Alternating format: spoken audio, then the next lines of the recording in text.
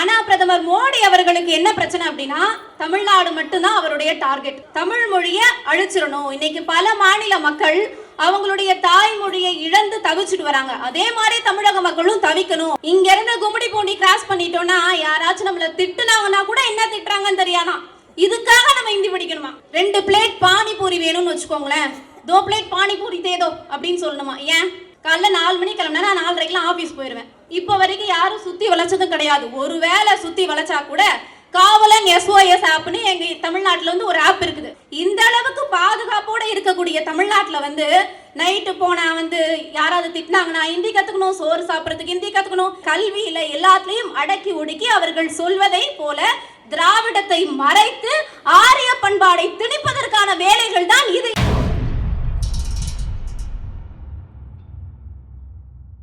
இன்னைக்கு நாட்டுல எவ்வளவோ பிரச்சனை இருக்குதுங்க.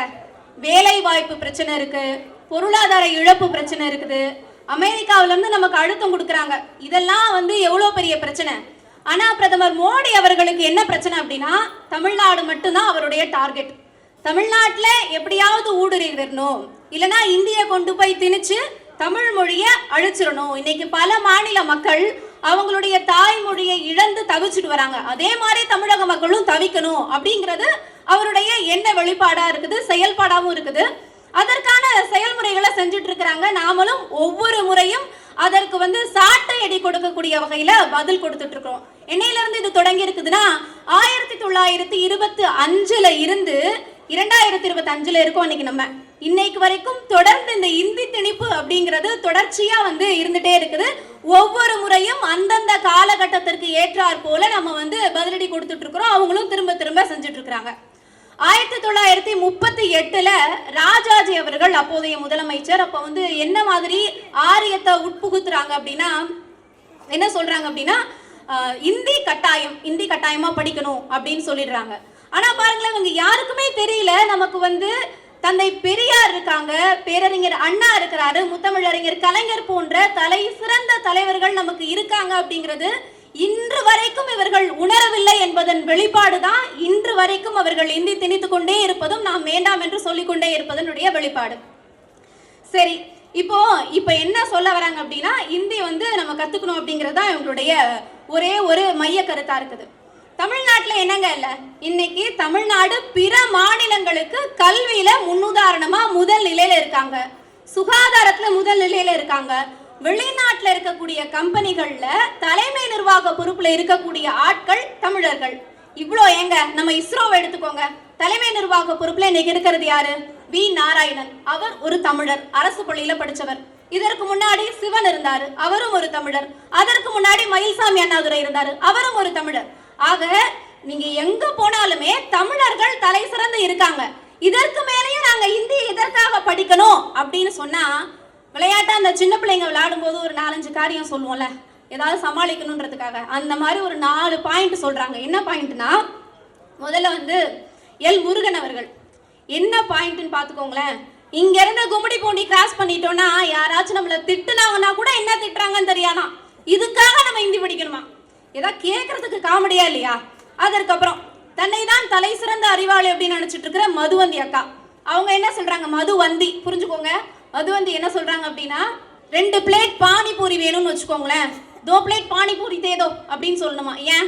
2 பிளேட் பானிபூரினா அவனுக்கு தெரியாதா? ஏங்க இது கூட வாங்க தெரியாம ஒருத்தன் கடை நடத்துவான். சரி, ஓகே, சரி, இப்படிதான் இருக்காங்கன்னு பார்த்தா தலை சிறந்த அகில இந்திய தலைவர் அப்படின்னு நம்மளையே வந்து ஒரு மிகப்பெரிய அறிவாளி நினைச்சிட்டு இருக்காருல அண்ணாமலை அவர்கள்.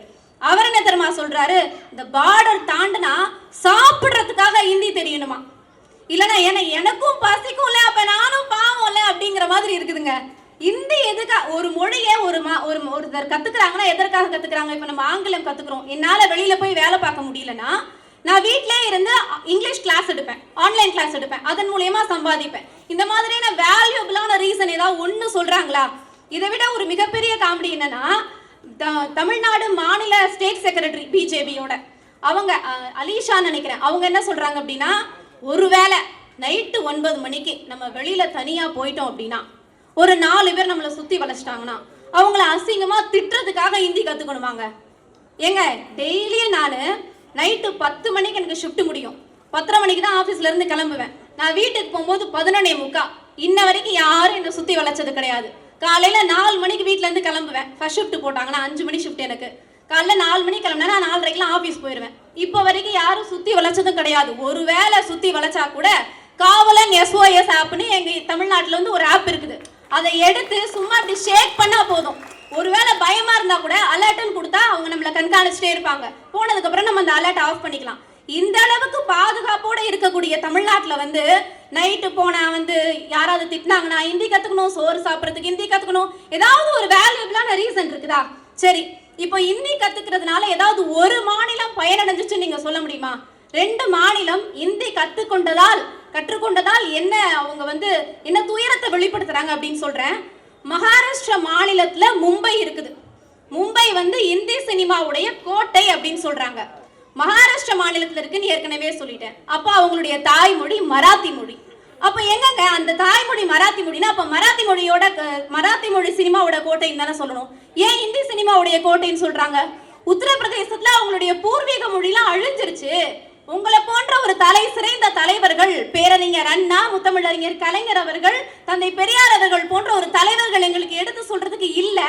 அதனால இன்னைக்கு நாங்க எங்க மொழியை இழந்துட்டு நிக்கிறோம். எங்களுக்கு இந்த மாதிரி ஒரு தலைவர்கள் இருந்தாங்க அப்படின்னா இன்னைக்கு நாங்க எங்க மொழியை படிச்சிருப்போம். எங்க மொழி இன்னைக்கு எங்க கிட்ட இல்ல அப்படின்னு கதறாங்க. இப்படி ஒரு சூழல் தான் போயிட்டு இருக்குது இந்தி திணிப்பு. அதாவது 1925ல இருந்து இப்போ வரைக்கும். இப்போ வந்து எப்போதுமே ஒரு செல்லு நம்ம யூஸ் பண்ணா கூட அதில் நம்ம ஒரு 6 மாதம் தொடர்ந்து யூஸ் பண்ணால் அதில் ஒரு அப்டேட்டட் வெர்ஷன் கேட்கும் இல்லையா? அதை நம்ம அப்டேட் கொடுத்தா தான் அந்த கட்டத்துக்கு ஏற்ற மாதிரி அதுவே அப்டேட் ஆகிக்கும். இது எல்லா செல்லையும் இருக்கும். அதே மாதிரி தான் மும்மொழி கொள்கை அப்படிங்கிறது ஒரு அப்டேட்டட் வெர்ஷன் அப்படின்னு அவங்களா நினச்சிக்கிட்டு நூதன திணிப்பாமா இந்தியில். அதாவது நீங்கள் என்ன வந்து எந்த லாங்குவேஜ் வேணால் கற்றுக்கலாம், ஹிந்தி தான் படிக்கணும் அப்படிங்கிற அவசியம்லாம் இல்லை, நீங்கள் என்ன வேணால் படிக்கலாம் அப்படின்னு சொல்லிட்டு நூதனமாக வந்து திணிக்கிறாங்களாம். ஏங்க நாங்கெல்லாம் பெரியாரோட பேரம் பேத்திங்க, நீங்க எந்த வழியில கொண்டு வரீங்கன்னு கூட நாங்க தெரியாம வச்சிருந்திருப்போம்.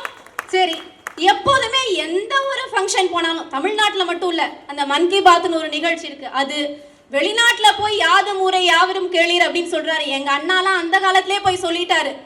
இப்போ வந்து புதுசா யாதும் ஊரே யாவரும் கேளீர்னு சொல்றாரு. திருக்குறளை மேற்கோள் காட்டி பேசுறாரு. எதற்காக? தமிழ் மீது அக்கறையாமா. சரி, தமிழ் மீது அக்கறைனே வச்சுக்குவோங்க. சமஸ்கிருதம் பேசக்கூடிய மக்கள் இன்னைக்கு எவ்வளவு பேர் இருக்காங்க? வெறும் 24,000 மக்கள் தான் இருக்காங்க. எண்ணிக்கோங்க, வெறும் 24,000 மக்கள் தான். தமிழ் பேசக்கூடிய மக்கள் 8 கோடி மக்கள் இருக்காங்க. வெறும் 24,000 மக்கள் பேசக்கூடிய சமஸ்கிருதத்துக்கு மட்டும் 2,868 கோடி ரூபாய் நிதி ஒதுக்கி இருக்காங்க. 24,000 பேர் பேசுறவங்களுக்கு கிட்டத்தட்ட 3,000 கோடி ஒதுக்க வேண்டிய அவசியம் என்ன இருக்குது? அதே 8 கோடி மக்கள் பேசக்கூடிய தமிழுக்கு 100 கோடி தான் ஒதுக்கி இருக்காங்க. இதுதான் அவர்கள் தமிழ் மீது வைத்திருக்கக்கூடிய அக்கறை, இதுதான் அவர்களுடைய வெளிப்பாடு. இதை நீங்க புரிஞ்சுக்கணும் மக்களே. இன்னொன்று ஒரு முக்கியமான விஷயம் சொல்றேன். இவங்க சொல்றது என்ன? நீங்க ஹிந்தி தான் படிக்கணும்னு அவசியம் இல்ல, 3வது மொழியா கன்னடம் படிக்கலாம், தெலுங்கு படிக்கலாம், துளு படிக்கலாம், என்ன வேணா படிக்கலாம் அப்படின்றாங்க.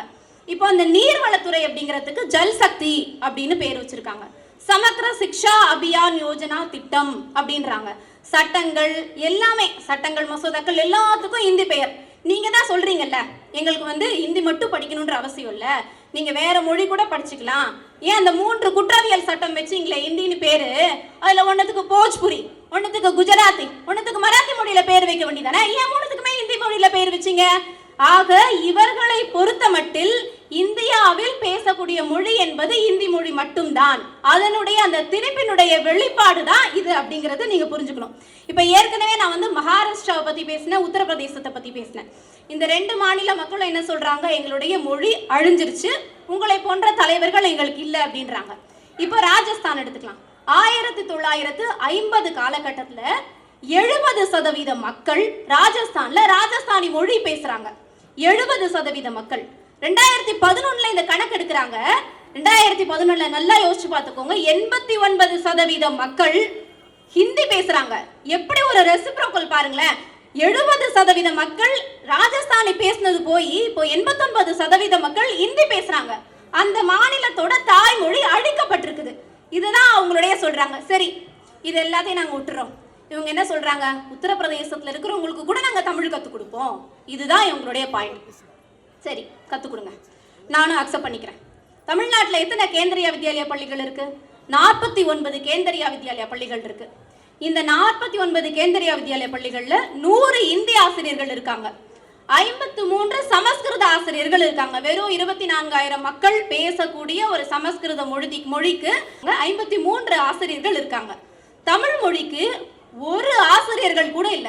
ஏங்க நீங்க தமிழ்நாட்டில் இருக்கக்கூடிய கேந்திரிய வித்யாலயா பள்ளியிலேயே தமிழ் சொல்லி கொடுக்க மாட்டேன்றீங்க. உத்தரப்பிரதேசத்துல இருக்கக்கூடிய ஒரு பள்ளியில இங்கிருந்து தமிழாசிரியரை கூட்டு போய் சொல்லி கொடுக்குறீங்க அப்படிங்கிறது எவ்வளவு பெரிய கபட நாடகம் அப்படிங்கிறது தெரியுதா இல்லையா உங்களுக்கு? இப்போ இந்த இந்தி திணிப்பு இது எல்லாத்தையும் எடுத்துக்கோங்க. நிதி பகிர்வு அப்படிங்கிற ஒண்ணு வருது இல்ல, 15வது நிதி ஆணைய அறிக்கையின்படி மாநில அரசுடைய நிதி 62%, மத்திய அரசுடைய நிதி 37%. இதை வச்சுதான் மாநில அரசு மக்களுக்கு செய்யக்கூடிய அந்த நிதி பகிர்வா இருக்கும். இது எப்படி இருக்குன்னா இப்போ அப்படியே தலைகீழாக மாறி மத்திய அரசு 62% வச்சிருக்காங்க, மாநில அரசு கையில வெறும் 37% தான் இருக்கு. அதாவது மத்திய அரசு மாநில அரசுகளுக்கு விடுக்கக்கூடிய அந்த தொகையை விடுவிக்கிறது இல்ல, மாற்றாந்தாய் மனப்பான்மையோட மத்திய ஒன்றிய அரசு செயல்படுகிறது என்பதை தான் நாம் இன்று புரிந்து கொள்ள வேண்டியிருக்குது.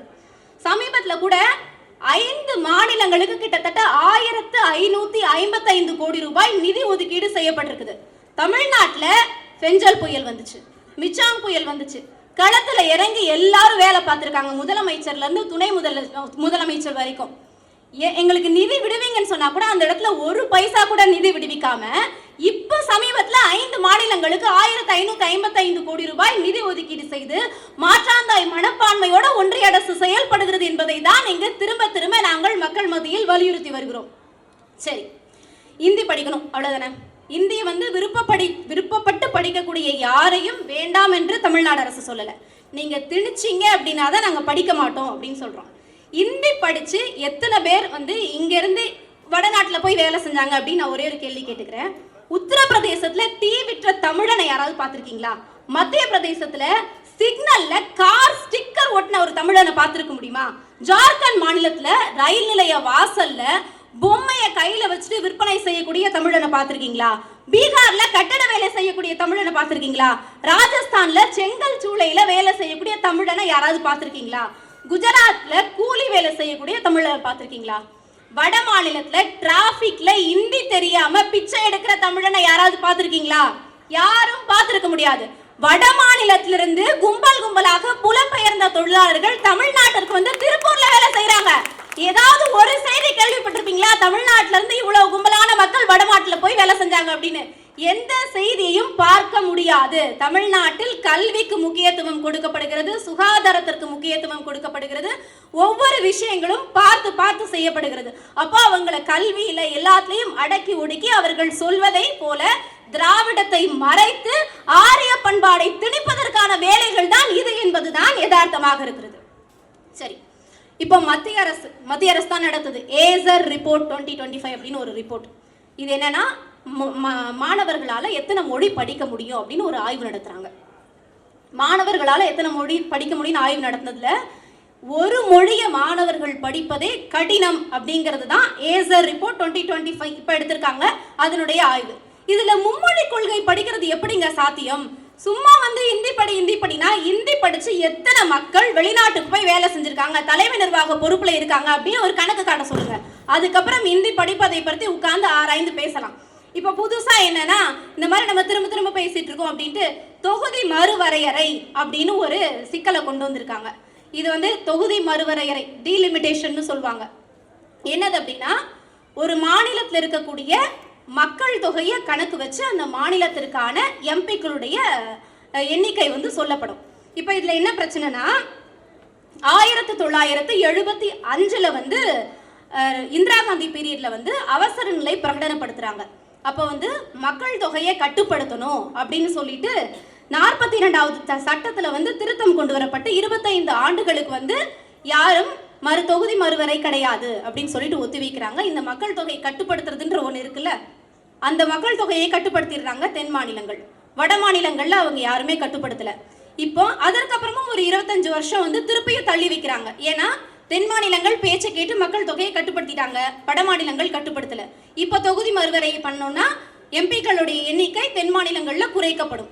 அந்த யுக்தியை தான் இப்ப 2026 அவங்க கையில் எடுத்து தென் மாநிலங்களுடைய மக்கள் தொகை எண்ணிக்கையை வைத்து தென் மாநிலங்களுடைய எம்பிக்களின் எண்ணிக்கையை குறைத்து வட மாநிலங்களில் இருக்கக்கூடிய எம்பிக்களின் எண்ணிக்கையை அதிகரித்து நாடாளுமன்றத்தில் அவர்களுக்கு ஏற்றாற் போல சட்டங்களை அவர்களுடைய எம்பிக்களை வைத்து அமல்படுத்திக் கொள்ளலாம் என்கின்ற நோக்கோடு செயல்பட்டு வருகிறார்கள். இதுதான் யதார்த்தம். இதுக்கு ஒரு சின்ன உதாரணம் சொல்லி முடிச்சிடுறேன்.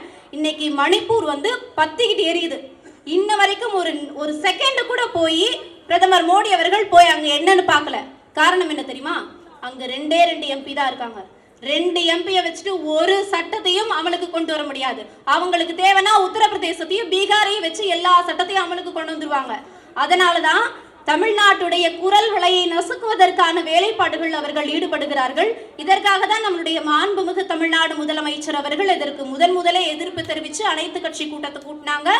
7 மாநில முதலமைச்சர்களுக்கு கடிதம் எழுதப்பட்டிருக்குது. அடுத்தடுத்து இது போன்ற நடவடிக்கைகள் எல்லாவற்றிற்கும் பிற மாநிலங்களுக்கு தமிழ்நாடு முன்னுதாரணமாக இருக்கிறது. அதனால்தான் சொல்லுகிறேன் மக்களே, நம்மளுடைய பாரம்பரியம், பண்பாடு, மொழி, கலாச்சாரத்தோடு நாம் வாழ வேண்டும் என்ற எண்ணம் உங்களுக்கு இருந்தால் 2026 சட்டமன்ற தேர்தலில் திராவிட முன்னேற்ற கழகத்திற்கு நம்மளுடைய வாக்கினை செலுத்தி அனைவரும் திராவிட முன்னேற்ற கழகத்தை வெற்றி பெற வேண்டும் என்று கூறி வெல்வோம் 200 படைப்போம் வரலாறு என்று கூறி வாய்ப்பளித்தமைக்கு நன்றி கூறி விடைபெறுகிறேன். நன்றி. ஒரு ஆளுமே 145 கட்சி பெண்கள் பாஜக பெண்கள் கம்ப்ளைண்ட் கொடுத்திருக்காங்க. கேசவ விநாயகம் அந்த ஆளு RSS காரன் ஒருத்தனால 142 பேர் கம்ப்ளைண்ட் கொடுத்தாங்க. இவங்க பேசுறாங்க பேச்சு. அப்புறம் ஒருத்தன் பூஜை ரூம்ல உட்காந்துட்டு என்னமோ பண்ணிட்டு இருந்தானே. இந்த கும்பல்லாம் பாலியல் சுரண்டலை பத்தி பேசலாமா? இந்தியா முழுதும் பாலியல் சுரண்டலை பக்காவா பண்ணிட்டு இருக்கிற கேடுகட்ட ஒரு கட்சி இந்த கும்பல்.